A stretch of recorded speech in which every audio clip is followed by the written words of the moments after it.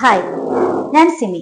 എല്ലാവർക്കും ആധാരം തയ്യാറാക്കൽ പരീക്ഷയുടെ ഓൺലൈൻ പരിശീലന ക്ലാസ്സിലേക്ക് ഹൃദ്യമായ സ്വാഗതം. ക്ലാസുകൾ തയ്യാറാക്കിയത് അക്ഷയ ന്യൂസ് കേരളയും ഇ വോയ്സ് ഇൻഫോ പ്രൈവറ്റ് ലിമിറ്റഡിന്റെ വിദ്യാഭ്യാസ വിഭാഗമായ ഇ വോയ്സ് എഡ്യു ഹബും ചേർന്നാണ്.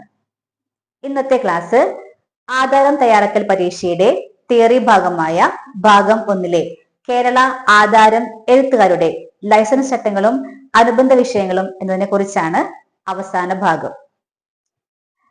കഴിഞ്ഞ ക്ലാസ്സിൽ നമ്മൾ കണ്ട പാഠഭാഗങ്ങൾ ആധാരം എഴുത്തുകാരൻ ആരാണ്, പകർത്തി എഴുത്തുകാരൻ ആരാണ്, ലൈസൻസിംഗ് അതോറിറ്റി ആരാണ്, ആധാരം എഴുത്തുകാരനും പകർത്തി എഴുത്തുകാരന് വേണ്ട യോഗ്യതകൾ, ലൈസൻസ് കിട്ടാതിരിക്കാനുള്ള അയോഗ്യതകൾ, ലൈസൻസിംഗ് അതോറിറ്റിയുടെ കടമകളും കർത്തവ്യങ്ങളും, ലൈസൻസ് പുതുക്കാതിരിക്കാനുള്ള കാരണങ്ങൾ, ഒരു ആധാരം എഴുത്തുകാരനായാൽ അദ്ദേഹം പാലിക്കേണ്ട ചട്ടങ്ങൾ, ഇതെല്ലാം നമ്മൾ കഴിഞ്ഞ ക്ലാസ്സിൽ കണ്ടതാണ്.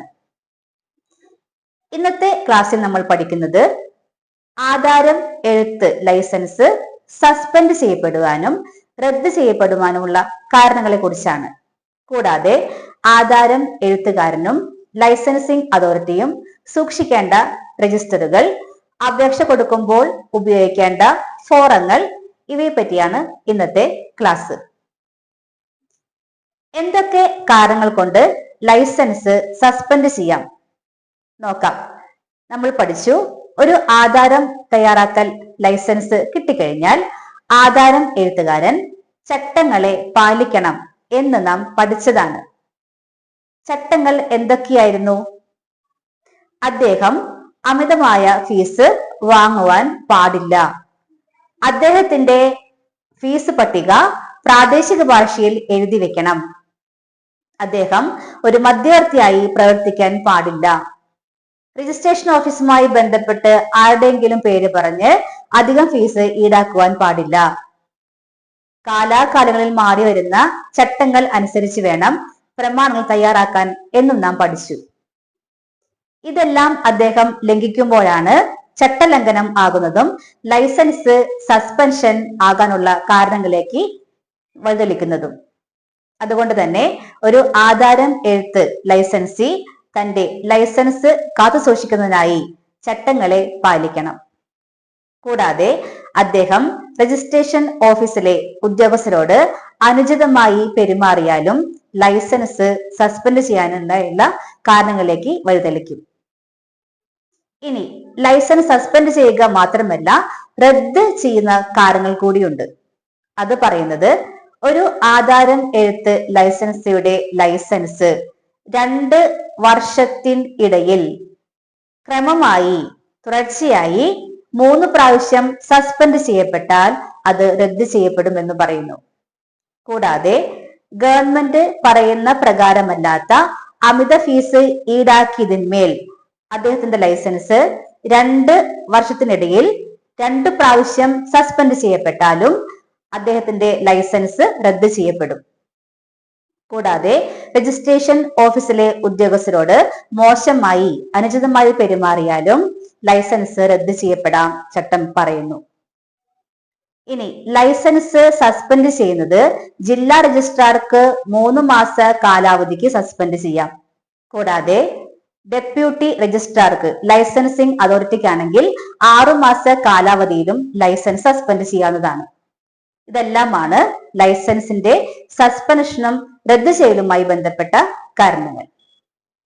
ഇനി നമ്മൾ പഠിക്കുന്നത് ആധാരം എഴുത്തുകാരനും ലൈസൻസിംഗ് അതോറിറ്റിയും സൂക്ഷിക്കേണ്ട രജിസ്റ്ററുകളും അപേക്ഷ കൊടുക്കുമ്പോൾ ഉപയോഗിക്കുന്ന ഫോറങ്ങളെയും പറ്റിയാണ്.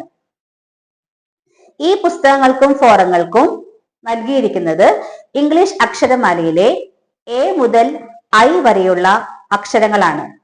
ABCDEFGHI ഈ ലെറ്ററുകളാണ് ഈ ഫോറങ്ങൾക്കും രജിസ്റ്റർ ബുക്കുകൾക്കും നൽകിയിട്ടുള്ളത്. ആദ്യം എയും ബിയും നോക്കാം. എയും ബിയും അപേക്ഷ കൊടുക്കുമ്പോൾ ഉപയോഗിക്കുന്ന ഫോറങ്ങളാണ്.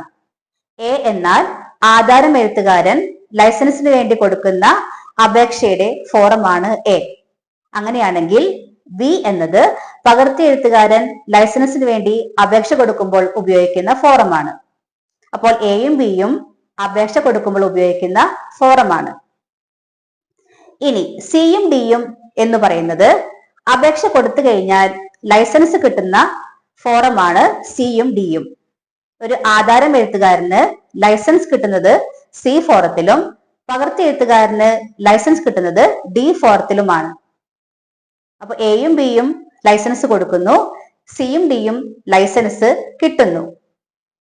ഇനി ഇയും എഫും രജിസ്റ്റർ സൂക്ഷിക്കേണ്ടത് ആധാരം തയ്യാറാക്കൽ ലൈസൻസിയാണ്. ആധാരം എഴുത്ത് ഓഫീസിലാണ് ഇത് സൂക്ഷിക്കേണ്ടത്. അത് പറയുന്നത് ഇ എന്ന രജിസ്റ്റർ സൂക്ഷിക്കേണ്ടത് അദ്ദേഹത്തിന്റെ ഓഫീസിൽ വരുന്ന ആധാരം എത്ര രജിസ്ട്രേഷനുകൾ അദ്ദേഹം ചെയ്തു എന്നതിന്റെ വിശദാംശങ്ങൾ എഴുതുന്ന ബുക്കാണ് ഇ എന്ന രജിസ്റ്റർ. എഫ് എന്ന രജിസ്റ്റർ അദ്ദേഹം വാങ്ങുന്ന പൈസയുടെ കൗണ്ടർ ഫോയിൽ അടക്കം അദ്ദേഹം വിശദാംശങ്ങൾ എഴുതുന്ന രജിസ്റ്ററാണ് എഫ് എന്ന രജിസ്റ്റർ. അപ്പോൾ ഇയും എഫും ആധാരം എഴുത്തുകാരൻ സൂക്ഷിക്കേണ്ട രജിസ്റ്ററുകളാണ്. ഇനി ജിയും എച്ചും എന്ന് പറയുന്നത് ലൈസൻസിംഗ് അതോറിറ്റി സൂക്ഷിക്കേണ്ടതാണ്.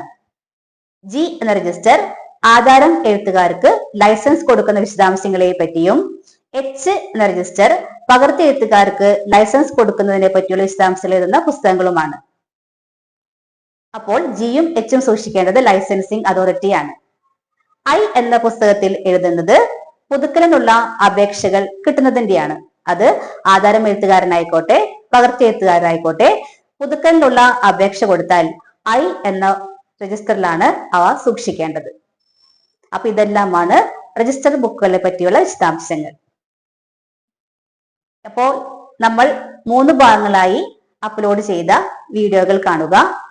എല്ലാവരും ആധാരം, എഴുത്ത്, ലൈസൻസ് ചട്ടങ്ങളും അനുബന്ധ വിഷയങ്ങളും അതിനെക്കുറിച്ചുള്ള പാഠഭാഗം കൃത്യമായി പഠിക്കുക. ഇനി നമ്മൾ നോക്കുന്നത് പരീക്ഷയ്ക്ക് വന്ന ക്വസ്റ്റ്യൻ പേപ്പറുകളിലെ ചില ചോദ്യങ്ങളാണ്. ഈ പാഠഭാഗങ്ങളിൽ വന്ന ചോദ്യങ്ങളാണ്. 5 മാർക്കിന്റെ ചോദ്യമായി വന്ന ചോദ്യങ്ങൾ: ലൈസൻസിംഗ് അതോറിറ്റിയുടെ കടമകളും കർത്തവ്യങ്ങളും എന്താണ്? ഒരു ആധാരം എഴുത്തുകാരനും ഒരു പകർത്തി എഴുത്തുകാരനും ലൈസൻസ് കിട്ടാനുള്ള യോഗ്യതകൾ എന്താണ്? കിട്ടാതിരിക്കാനുള്ള അയോഗ്യതകൾ എന്താണ്? ഇതെല്ലാം 5 മാർക്കിന്റെ ചോദ്യങ്ങളായി വന്നതാണ്.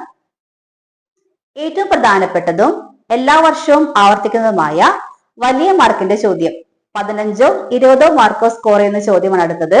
ഒരു ആധാരം എഴുത്തുകാരൻ പാലിക്കേണ്ട ചട്ടങ്ങൾ. അത് 20 മാർക്കിന്റെ ചോദ്യമായി വന്ന ചോദ്യമാണ്.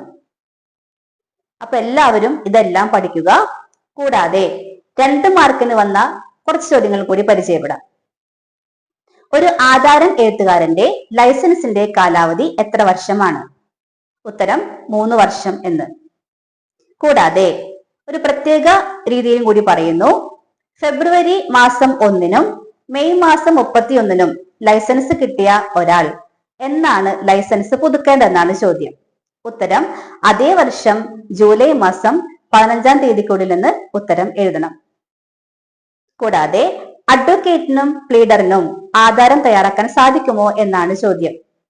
എഴുതേണ്ട ഉത്തരം: പ്രാക്ടീസ് ചെയ്യുന്ന അഡ്വക്കേറ്റിനും പ്ലീഡറിനും ഒരു ആധാരം തയ്യാറാക്കൽ പരീക്ഷയുടെ ലൈസൻസ് ആവശ്യമില്ല. അവർക്ക് ആധാരം തയ്യാറാക്കൽ എഴുതാം എന്നാണ് ചട്ടപ്രകാരം പറയുന്നത്. അപ്പോൾ എല്ലാവരും സിലബസ് കൃത്യമായി പഠിക്കുക. എല്ലാവർക്കും വിജയാശംസകൾ. It's me Simi. Thank U.